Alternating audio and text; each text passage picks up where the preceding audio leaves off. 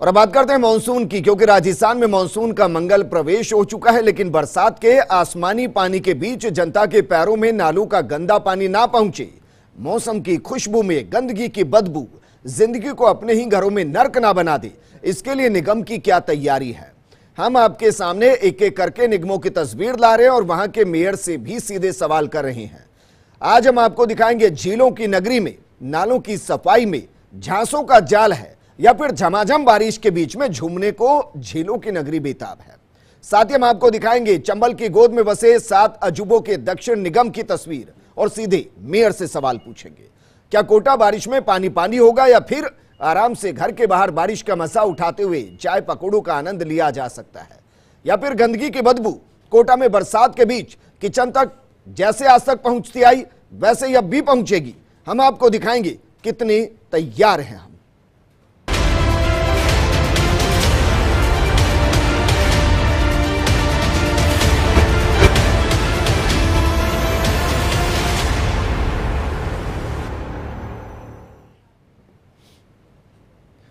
Monsoon सिर पर आ चुका है, नालों की सफाई क्या हो पाई है? सवाल गंभीर है, क्योंकि हर बार जनता के पैरों में गंदगी होती है, घरों के अंदर बरसात का पानी होता है और बदबू जीना मुहाल कर देती है।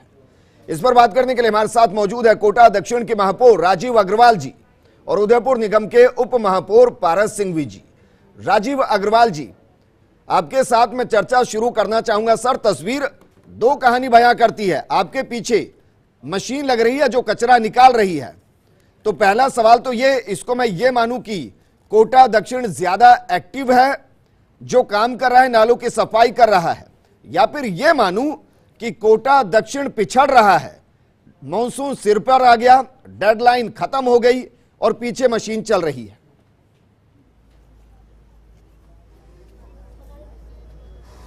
जी नहीं, ऐसा नहीं है साहब, कोटा दक्षिण पिछड़ नहीं रहा है।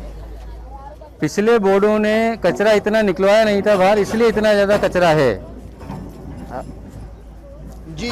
अगले साल आप देखेंगे तो ये कचरा बहुत कम मात्रा में मिलेगा। और ऐसा नहीं है, हमारे जो मुख्य नाले हैं, जैसे पूरे विज्ञान नगर क्षेत्र का पानी इन्हीं मुखों से होकर आगे निकलता है जी, और ये पानी हमारा सीधा सीधा देवली अरब रोड तक जाता है। एक मशीन हमारी वहाँ चल रही है जी। दिन में जब आपके इनका भंवर जी का फोन आया था तब मैं जवाहर नगर के नाले पे था, दोबारा जब इनसे बात हुई तब देवली अरब के नाले पे था, और अभी इनका फोन आया कि वो करना है, तो मैंने कहा मैं विज्ञान नगर नाले पे पहुंचने वाला हूँ, आप वहीं पे आ जाइए।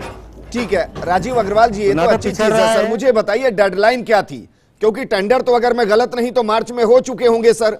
मार्च, अप्रैल, मई, आधा जून, टेंडर की डेडलाइन क्या थी सर? नहीं, टेंडर नहीं हुए थे हमारे। टेंडर की डेडलाइन हर बार नगर निगम मशीन को जून में लगाता आया है।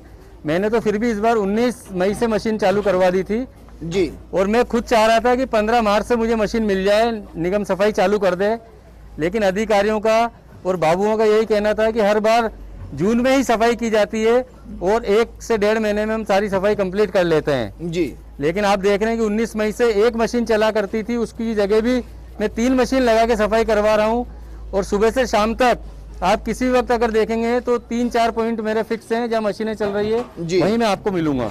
ठीक है सर, तो ये भी बता दीजिए कोटा दक्षिण के अंदर कितने नाले हैं, कितनों की सफाई हो चुकी है, कितनों की सफाई होना अभी बाकी है?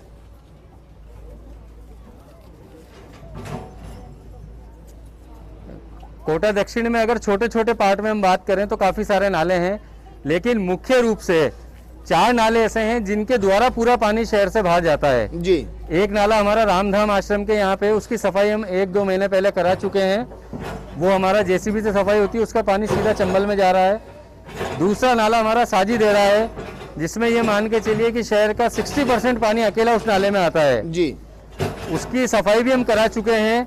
उसमें जितना पानी आएगा वो निश्चित रूप से बेरोक टोक के चंबल में चला जाएगा जी। लगभग 70-80 डंपर उसमें से कचरा हम निकाल चुके हैं। और तीसरा नाला जो आप ये देख रहे हैं, अच्छा आपने सर साजी देड़ा का जिसका जिक्र किया, अगर मैं गलत नहीं तो आप 1 सप्ताह पहले पहुंचे थे, 70 डंपर आपने उसमें से मलबा निकलवाया था, जबकि उससे पहले अधिकारी कागजों में बता चुके थे सफाई हो चुकी है। ऐसा तो नहीं कि बाकी नालों का भी हाल कुछ ऐसा ही जो कागजों में साफ हो गया, हकीकत कुछ और है? 1 हफ्ते नहीं ऐसा नहीं है साहब। अब जो साफ हो रहा है वो साफ ही हो रहा है जी। पहले होता होगा कि कागजों में साफ होता होगा, पर अब आप आम पब्लिक से भी पूछेंगे जहाँ पे सफाई हो रही है तो वो भी आपको बता सकती है कि क्या स्थिति रही थी अभी तक और अब क्या स्थिति है। साजीदेड़ा में 19 मई को हमने मशीन लगाई थी और लगभग 7 से 8 दिन वहाँ पे मशीन चली। उसके बाद उस मशीन को हमने जवाहर नगर वाले पॉइंट पे लगाया जो पीछे से एयरपोर्ट के साथ बाउंड्री से होता हुआ आ रहा है जी। दुर्गा बस्ती के यहाँ का हमने पॉइंट क्लियर किया, वो पानी भी साजीदेड़ा में जाता है जी। अभी एक मशीन हमारी जवाहर नगर में चल रही है, उससे भी लगभग ये मानो आप 20 डंपर कचरा हम निकाल चुके हैं और इस बार ठीक है कचरा नाले से बाहर आ रहा है, ना कि नालों के साइड में। पास आऊंगा सर। उदयपुर निगम के उप महापौर पारस सिंघवी जी भी हमारे साथ जुड़े हुए हैं। पारस सिंघवी जी, उदयपुर में सर कितने नाले हैं और कितनों की सफाई हो चुकी है? अभी कितने नाले ऐसे बाकी हैं जिनकी सफाई नहीं हुई? मैं ये इसलिए पूछ रहा हूं क्योंकि उदयपुर संभाग के अंदर मानसून का मंगल प्रवेश हो चुका है। नमस्कार भाई साहब, सबसे पहले तो नमस्कार। मानसून के पहले हमारे उदयपुर शहर के अंदर करीबन 327 नाले और नाली हैं जी। सर बोलते रहिए, और आवाज उसमें से करीबन 250 नाली या नाले पूर्ण हो चुके हैं जी। सफाई की दृष्टि से हम प्रतिवर्ष की भांति इस वर्ष भी समय के पूर्व जी हम नाली और नालों की सफाई करने का कार्य प्रारंभ हमने कर दिया है जी। नहीं आवाज आ रही है सर, कोई दिक्कत नहीं और व्यवस्थित रूप से मैं ये कह सकता हूं कि इस बार हमारी पूरी तरह से कोशिश है कि शहरवासियों को इस बार नाली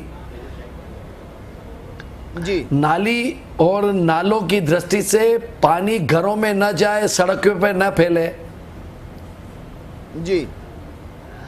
उसकी हमने पूरी तरह से तैयारी कर ली है और वर्तमान में काम चालू है। नहीं, ये काम कब तक पूरा होना था सर? हमारी 2-4 दिन दिन के अंदर तो उदयपुर मानसून पहुंच जाएगा सर, बारिश होने लगेगी, फिर क्या करेंगे? अधिकतम 3 दिन का काम और शेष बचा है जी। नहीं भाई साहब, मैं आपको जितेंद्र जी बता रहा हूं, जितेंद्र जी भाई साहब 3 दिन का काम और बचा है। ठीक है सर, लेकिन जो निचले इलाके हैं सर उनका क्या करेंगे? मदार नहर से फतेहपुर में पानी आता है सर, नीचे गंदा पानी ना आए, उसका क्या करेंगे? आपको मैं जानकारी दे दूं कि मदार नहर की सफाई हमने पूर्णतः पिछले 15 दिन पहले ही करवा दी जी। ठीक है सर, और जो निचले इलाके हैं उनका क्या करेंगे सर? पानी आता है और सतोरिया का इलाका है जहां पानी भरता है, नीचे आयर नदी के पास का नीचे का इलाका है, चाहे वो आलू फैक्ट्री हो, भोपालपुरा के नीचे का इलाका है जहां पानी भरता है, कोई व्यवस्था वहां की गई इस बार सर? बिल्कुल, सतोरिया नाला हमने पूरी तरह से कंप्लीट सफाई कर दिया है।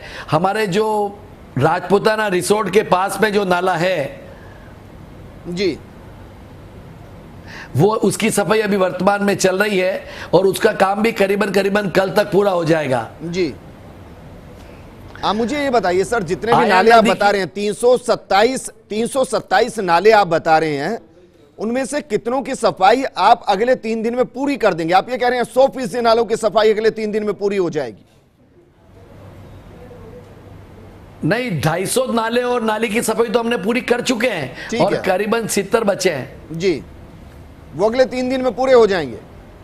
वो भी हम 3 दिन के अंदर, हमारी रात दिन टीम लगी हुई है, हमारे 10 सेक्टर ऑफिस के अंदर काम कर रही है जी।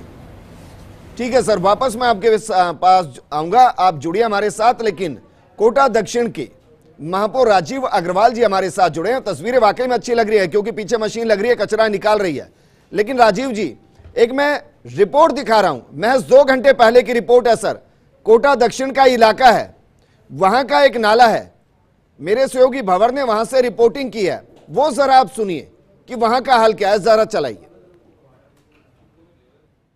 नगर निगम कोटा अब 2 हिस्सों में बट गया है, उत्तर नगर निगम और नगर निगम कोटा दक्षिण। लेकिन शहर के बीच से जो दर्जनों नाले गुजर रहे हैं, उनमें कई नाले ऐसे हैं जो कि उत्तर और दक्षिण दोनों निगमों में बहते हैं। तो जाहिर तौर पर ये एक साझा जिम्मेदारी बन जाती है कोटा के दोनों नगर निगमों की। लेकिन आलम यह है कि ये नाले मानसून सीजन से पहले ही जिस तरह से साफ़ हो जाने चाहिए, वैसी कोई सफाई यहाँ पर नज़र नहीं आती। चलिए एक नाला आपको दिखाने की कोशिश करें जो कि कोटा शहर के रंगबाड़ी इलाके से निकलता हुआ शहर के एक बड़े हिस्से को क्रॉस करता है। इसके दोनों तरफ आबादी है, लेकिन ये नाला कितना साफ़ है ये शायद हमारे बताने की आवश्यकता नहीं है, ये तस्वीरें आपको खुद ही बता देंगी। और देखिए नाले में सफाई तो एक समस्या है जो है, आप साफ तौर पर इस नाले में किस तरह से अतिक्रमण एक समस्या है उसका भी साफ साफ यहाँ पर मुजाहिरा कर सकते हैं। आप देख रहे हैं कि बीच नाले प्लॉट्स बना दिए गए हैं, दीवारें बना दी गई है और नाले पर कब्जा करके इस नाले को संकरा कर दिया गया है। तो जाहिर तौर पर जब बरसात होगी तो बरसात में ऐसे नाले उफनेंगे और जाहिर तौर पर लोगों के लिए जल भराव समेत जो दूसरी दिक्कतें हैं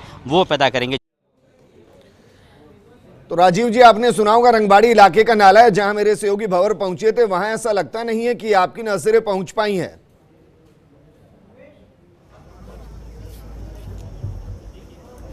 साहब मैं पहले ऊपर का पानी जो आता है, ऊपर का पानी जहाँ रुकावट करता है, जैसे साजीदेड़ा हमारी जो जगह है वहाँ पे पानी भरता है जी।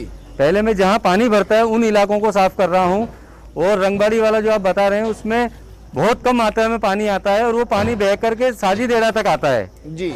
तो मैं नीचे से उल्टा चल रहा हूँ कि ताकि जो मेन ड्रेनेज पॉइंट है अगर वो हमारा साफ हो गया तो मैं समझता हूँ ऊपर से जो बहाव है वो बहुत इजीली हमारा नीचे तक आ जाएगा और पानी नहीं भरेगा। सर इसकी गारंटी आप ले रहे हैं कि इस बार बारिश जब जवान नगर वाली तो घरों के अंदर बैठ के चाय पकौड़ों का स्वाद लिया जाएगा, नाले के गंदे पानी की बदबू नहीं आएगी? जी जी, उम्मीद तो यही कर रहा हूँ साहब। एक और समस्या है सर, उम्मीद तो यही है, और अगर कुछ रह भी गया तो निश्चित रूप से कोटा पीता है, जिसकी गोद में कोटा बसा हुआ है, उसमें 6 से 7 बड़े नाले गिरते हैं सर, गंदा पानी गिरता है। उसको रोकने के लिए कुछ किया गया ताकि कम से कम गिलास के अंदर जो पानी पिया जा रहा है वो उस गंदगी से भरा ना हो? इसके लिए भी साहब डाउन स्ट्रीम में धारीवाल साहब जो चंबल रिवर फ्रंट बना रहे हैं उन सब नालों को ट्रैप करके और एक पाइपलाइन के द्वारा इनको आगे निकाला जा रहा है जी। रही बात अप स्ट्रीम की, तो अप स्ट्रीम में एक नाला हमारा साजीदेड़ा के यहाँ से गिरता है जो मुख्य रूप से चंबल में गिर रहा है, एक हमारा गोदावरी धाम के पास से नाला जा रहा है और एक नाला और ऊपर है छोटा सा शिवपुरा में जी। इसके अलावा अप स्ट्रीम में हमारा उस साइड कोई नाला नहीं है। बाकी नाले हमारे जो हैं ये सारे देवली अरब होते हुए चंद्रसेल नदी में जाते हैं जी। देवली अरब के वहाँ भी हमने जो मुख्य रूप से रोका था, एक 40-50 साल पुरानी पुलिया बनी हुई थी वो पूरी तरह से जाम थी, तो इस वजह से उधर 5-6 फीट पानी भरता था। अभी अगर ये आपके रिपोर्टर वहां जाके देखेंगे तो लगभग 1.5 से 2 फीट पानी का लेवल हमने डाउन कर दिया उस नाले का जी। तो ऐसा नहीं है, प्रयास पूरे चल रहे हैं। नहीं, उनसे बात हुई थी सर, वो कह रहे थे कि आप बेहतरीन काम कर रहे हैं, खुद जाकर नालों से गंदगी निकलवा रहे हैं, लेकिन वो काम तो तब आएगी सर जब लोगों के घरों तक गंदगी नहीं पहुंचेगी। मेहनत का परिणाम तो वही है सर। वापस मैं आपके पास आऊंगा। उदयपुर से हमारे साथ उप महापौर पारस सिंघवी जी जुड़े हुए हैं। पारस सिंघवी जी, वैसे तो जब आपके इलाके की जानकारी में जुटा रहा था, निगम की जानकारी जुटा रहा था, तो काफी हद तक संतोष मिला। कुछ तस्वीरें भी हमने वहां से मंगाई, नालों की सफाई दिखाई दे रही है, लेकिन समस्या निचले इलाकों की है जहां पानी भर जाता है। गोवर्धन सागर तालाब का पानी निचले इलाकों में भर जाता है, तो उन कॉलोनी में पानी ना भरे, इसके लिए किस तरीके की व्यवस्था की गई है सर? नहीं, गोवर्धन सागर से जो पानी हमारा नीचे उतर कर आता है वह हमने सबसे पहले, मैंने कहा ना, राजपूताना रिसोर्ट के पास का जो नाला है वह गोवर्धन सागर तालाब का पानी उसी में होकर जाता है। वहां के लोगों को वाकई में पहली बार राहत मिलने की आशा इसलिए है कि वहां पर कुछ इलाका ऐसा है जहां पर खोलना बहुत मुश्किल था, लेकिन फिर भी हमने इस बार प्रयास किया है कि हमारे टीम ने जेसीबी के साथ में हमारी जो पूरी बड़ी मशीन उतार कर हमने उस नाले को क्लीन करने का प्रयास किया है। मैं आपको ये बात बता दूं कि विजेंद्र जी के इस बार हमने कोशिश की है कि जो बस्ती जहां पर पास में आती है वह किसी भी प्रकार से जल बाधित नहीं रहे, उनमें घरों में पानी नहीं जाए, उसका हमने इस बार प्रयास किया। हालांकि हर साल हम प्रयास करते हैं, लेकिन इस बार हमारा विशेष प्रयास रहा क्योंकि हमारे जो विधायक है कटारिया जी ने भी इस बार पिछले 15 दिन पूर्व पूरा उदयपुर शहर का दौरा इसी निमित्त किया कि अगर बारिश आ जाती है तो उसका पानी किसी घरों के अंदर नहीं जाए। हमारे जो महापौर है टाक साहब, उनके साथ में मैंने व्यक्तिगत रूप से दौरा किया और यह जानकारी उनको बताई कि इस बार, क्योंकि मैं उपमहापौर उपमहापौर होने के साथ साथ स्वास्थ्य समिति का अध्यक्ष भी हूं।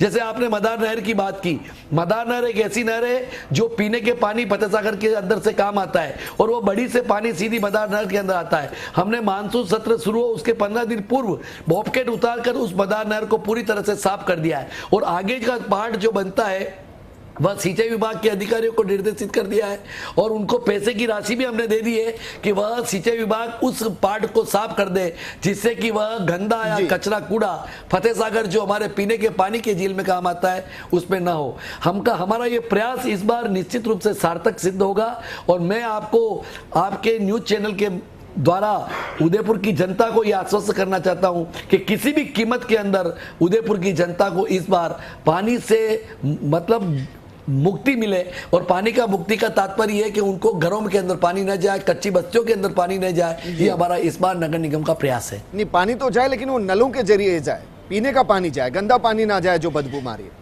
वापस मैं आपके पास आऊंगा सर, वापस आऊंगा। जी राजीव जी, एक बड़ी समस्या थी सर बीते कुछ सालों से। जब मैं राजस्थान को देखता हूं और खासकर कोटा को देखता हूं तो एक समस्या आती है बरसात के वक्त में, और वो समस्या यह है कि बरसात के दौरान जो कॉलोनी के अंदर के नाले हैं छोटे छोटे, उनमें बह जाते हैं, बच्चे बह जाते हैं, ढूंढने में वक्त लगता है।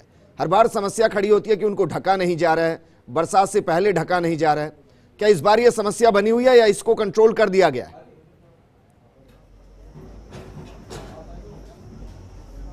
नहीं, साजी देड़ा में एक जगह ऐसी हुआ करती थी, उस पर मैंने लोहे का जाल लगवा दिया है। उसके अलावा मैक्सिमम ऐसी हमारे यहाँ कोई जगह नहीं है। वो तो अगर कोई जानबूझ के पानी में जाके मस्ती करता है तो ही बहने का डर है, नहीं तो ऐसा नहीं है जी कि भाई कोई ऐसी समस्या अभी मेरे सामने आई हो जिस पे मैंने ध्यान नहीं दिया हो। अंतिम सवाल सर आपसे, खुद ही जरा बताइए, आपने जो काम इस बार किया है बरसाती नालों को साफ करने का, आप 10 में से खुद को कितने नंबर देंगे? जनता तो दे ही देगी सर, बरसात के बाद वो नंबर देती है, हम चलाएंगे भी जहां जहां समस्याएं आएंगी, लेकिन खुद बताइए कितने नंबर देंगे? मैं साहब अभी आपको यह कह सकता हूं कि मैं अभी 50% पे पहुंच पाया हूं जी, क्योंकि अगर ये मशीन में 15 मार्च से चालू कर देता तो मैं आपको कह सकता था कि हाँ मैं 90% तक पहुंच गया हूं, लेकिन फिर भी मैंने मुख्य वही पॉइंट पकड़े हैं जहां पे पानी भरता था जी। और इस समस्या से ये नहीं है कि मैं टेम्परेरी निजात दिला पाऊंगा, इसका परमानेंट निजात लोगों को, इन बस्तियों को मिलेगी जी। और जो बचे हुए अभी जगह है, अभी जो आप देख रहे हैं, हो सकता है आप या यहाँ की जनता इससे संतुष्ट हो, पर मैं अभी ये मान के चल रहा हूँ कि ये अभी मैं टेम्परेरी काम करा पा रहा हूँ क्योंकि मानसून सर पे है जी। मशीन हमें दूसरी जगह शिफ्ट करनी है, लेकिन फिर भी काम ऐसा कर रहा हूं कि जितना पानी आए वो आगे निकल जाए। प्रदेश की जनता पसंद कर रही होगी, कोटा की जनता भी पसंद कर रही होगी, आप खुलकर मान रहे हैं चीजों को, लेकिन सवाल यह है सर, मानसून ऐसा थोड़ी ना अचानक आ गया होगा। जब आप मेयर बने होंगे आपको पता होगा कि 15 जून के बाद मानसून हिट करेगा, ये समस्याएं आएंगी। सर उस दौरान ध्यान क्यों नहीं दिया गया? पता था, लेकिन मैं कह रहा था साहब, लेकिन निगम के अधिकारियों और बाबुओं की मुझे मानना पड़ा, वरना आप उनसे पूछ लीजिए, मैं उनसे शुरू से कह रहा था कि 15 मार्च से हम सफाई चालू कर दें।